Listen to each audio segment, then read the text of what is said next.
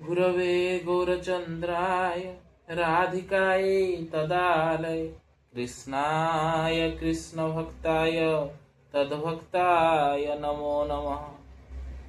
हरे कृष्ण। आज ये भिडियोटी रे आमे श्रीमद् भागवत गीता द्वितीय अध्यायर श्लोक नंबर 16 टी को चर्चा करिया जाउछन।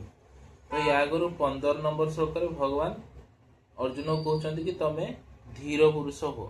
अर्जुन थ्रो रे आम समस्त कहउछन्ति धीर पुरुष हो। तो ये धीर पुरुष किए ना जहाको विचलित करि पारेनी कोन ना अनुकूल परिस्थिति और प्रतिकूल परिस्थिति जहाको विचलित करि पारे नै। तो भगवान कोन कहउछन्ति श्लोक रे ना जम्हिन व्यथयन्ते ते पुरुषम पुरुषस्व सम दुःखम सुखम धीरम स अमृतत्व कल्पते। बा अमृतत्व को पाया पय बा हमर अमर होवा पय बा मुक्त होवा पय बा भक्त होवा पय हमर योग्यता कोन ना हमको धीर पुरुष होवा पड़िबो बा हमको सुख और दुख रे समभाव होइकी रहिबा सिखिबा को पड़िबो। तो ए जो धीर पुरुष हेले हमर कोन होबो से भगवान अर्जुन को बुझौछन कि धीर पुरुष हेले कोन होबो बा धीर पुरुष इस संसार को केमिति अनुभव करि पारे से विषय रे नेक्स्ट श्लोक रे 16 नंबर श्लोक रे भगवान अर्जुन को कहउछन्ति कोन कहउछन्ति ना न सतो विद्यते भावो न भावो विद्यते सतः उभयोरपि दृष्टान्तः अनयो तत्वदर्शिभिः। तो ए धीर पुरुष हेले कोन हबो से तत्वदर्शी हे परिबो से असत कोन और सत कोन जानि परिबो। माने आमे यदि धीर हेले ताहाले ही आमे देखि परिबा कि आम सामने रे कौन होची। जते पर्यंत आमे धीर हे नाहंती जते पर्यंत आमे धीर स्थिर हे नाहंती आमे गोटे जिंस को जानिया को चाहछन्ती कि जिंसटा कोन आगे सेथिरे निजे इन्वॉल्व न हो जाई कि ताठू ऊपर को उठी कि निजे ताको देखिबा पड़िबो बा कोन चाली जे इठी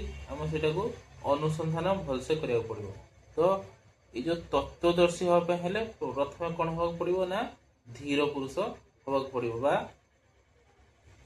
धीर होगा पड़ो बा ये जो निजर अस्थिरता माने आमे ए संसार रे मजी न जाइके संसार रो ऊपर को उठिके संसार रे कोन चली ता विषय रे देखिबा को पड़ियो बा ताको अनुभव करिया पड़ियो।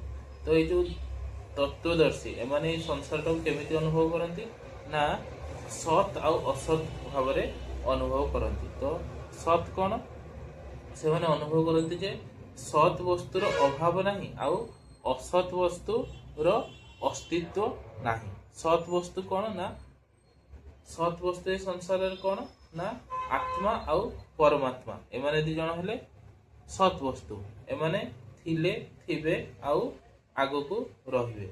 ए संसार रे असत वस्तु कौन ना ए शरीर आउ ए शरीर सहित रिलेटेड जेते सब वस्तु अछंती आउ ए संसारटा असत वस्तु ये आजी अछि काली रहिबो नै आउ ये प्रतिदिन बदलुची। ये बदलवाटा को अनुभव करिया को हेले प्रथमे हमको धीर पुरुष होबाकू हबो बोली भगवान कहउछन्ति। आ ए धीर पुरुष हेले भगवान कहउछन्ति कि तमे तत्वदर्शी हे परिबो बा तमे ए संसार रे कोन चालीची सेटा को भलो भाबरे जानि परिबो। हरे कृष्ण।